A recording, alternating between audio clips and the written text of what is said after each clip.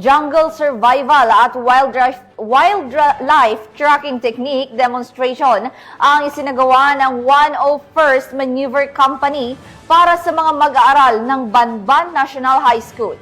Ibabalita yan ni Police Corporal Del Mendo.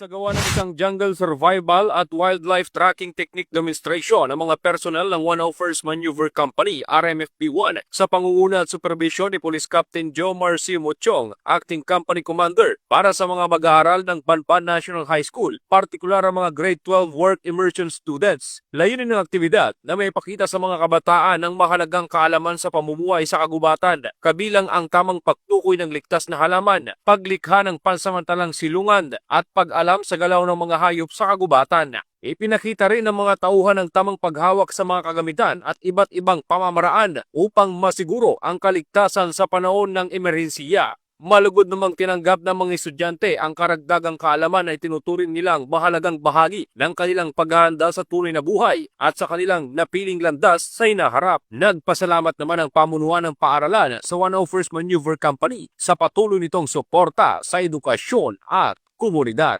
Mula dito sa Ilocos Region, ako ang inyong PNN Correspondent, Police Corporal J.R. Del Mendo, alagad ng batas, tagataguyod ng Balitang Pulis.